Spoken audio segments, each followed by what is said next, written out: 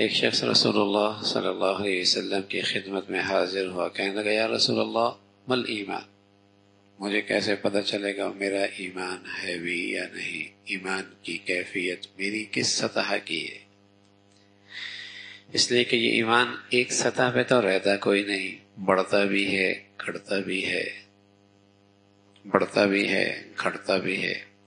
بڑھتا اتنا ہے کہ رسول اللہ صلی اللہ علیہ وسلم نے بتایا اکیلے صدیق کا ایمان ترازو کے ایک پلڑے میں رکھ دیا جائے اور دوسرے پلڑے میں ساری امت کا ایمان رکھ دیا جائے تو ایمان صدیق کا سب پر بھاری ہو جائے گا۔ لو وزن ایمان ابی بکر مع سائر امہ لرجح ایمان ابی بکر۔ ایسا بڑھتا ہے، ایسا بڑھتا ہے، اور بھائی گھٹتا ایسا ہے کہ بس اوقات پتہ ہی کیوں نہیں لگتا کہ اس میں ایمان ہے بھی یا نہیں۔ دونوں کی زندگیاں جن کے اندر کفر کا اندھیرا ہے اور جس میں یہ ایمان کا ہلکا سا نور ہے، دونوں کے ظاہری زندگی میں کہیں کسی طرح بھی فرق نظر نہیں آتا، اتنا بھی گھٹتا ہے، فرق ہی مٹ جاتا ہے۔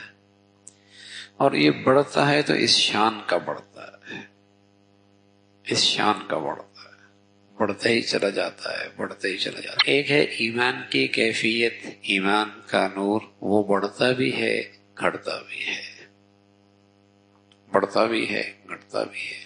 دیکھو نا، وہی تو ایمان ہے کہ اللہ کے حکم پورا کیے بغیر چین نہیں آتا، اور اتنی سطح کمزور ہوئے کہ اللہ کے حکم کی طرف قدم اٹھتے ہی نہیں،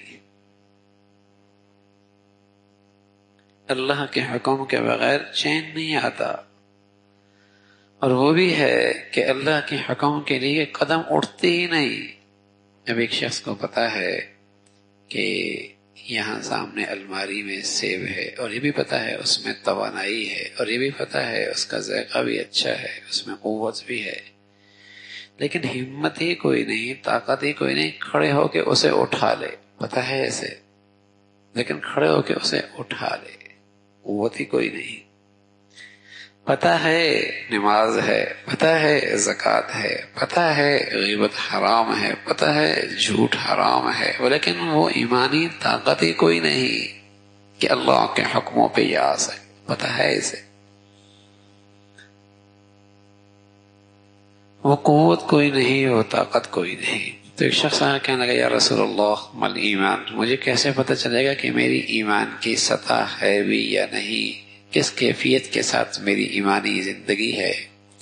تو پیارے رسول صلی اللہ علیہ وسلم نے فرمایا اذا سرتک حسنتک وساءتک سیئتک فانت مومن۔ جب تجھے نیکی کی زندگی خوش کر دے اور تجھے تیرا گناہ اور گناہ کی زندگی پریشان اور بے چین کر دے، سمجھ لے تیرے پاس ایمان کا نور موجود ہے۔ نیکی کی زندگی، نیکی تجھے خوش کر دے، آنکھوں کا نور ہو تو گھر میں نفع کی چیز آئے تو خوشی ہوتی ہے، سانپ بچھو آ جائے، ڈاکو چور آ جائے تو آدمی پریشان ہو جاتا ہے۔ آنکھوں کا نور یہ نفع نقصان دیکھ رہا ہے، آنکھوں کا نور یہ نفع نقصان دیکھ رہا ہے۔ نفع کی چیز گھر میں آتی ہے خوش ہوتا ہے، نقصان دہ چیز آتی ہے پریشان اور بے چین ہو جاتا ہے۔ آنکھوں کا نور دیکھ رہا ہے۔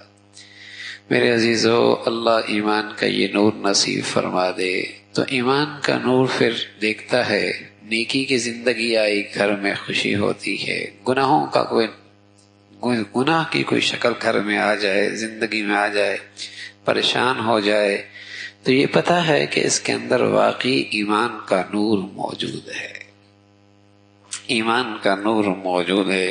نیکی گھر میں آئی، بیٹوں میں، بیٹیوں میں، گھر کی زندگی میں، اپنی زندگی میں نیکی کا سلسلہ ہے، خوش ہو رہا ہے، وہ ایمان کے نور سے اس کا نفع دیکھ رہا ہے۔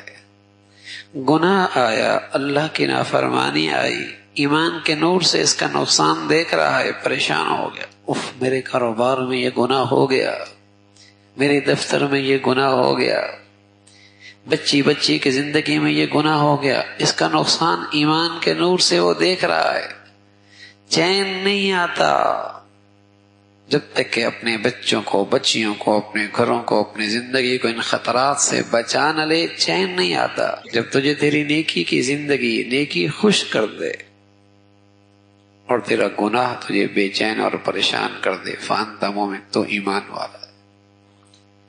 اس پیمانے پہ اپنا ایمان دیکھتے رہا کرو، اس معیار پہ اپنا ایمان دیکھتے رہا کرو، تو ایمان بڑھتا بھی ہے، گڑھتا بھی ہے۔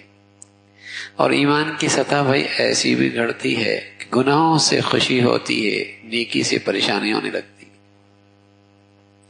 مسجد میں بیٹھنا مشکل ہے، ہاں، گندگیوں پہ بیٹھنا آسان ہے، قرآن کھول کے بیٹھنا مشکل ہے، غیبت میں گھنٹوں لگ جائیں مزہ آتا ہے۔ ایمان کی سطح ایسی بھی گئی گزری ہوتی ہے کہ گناہوں میں لذت آنے لگتی ہے اور نیکی کی زندگی سے ایک وحشت سی، بے چینی سے ہونے لگتی ہے۔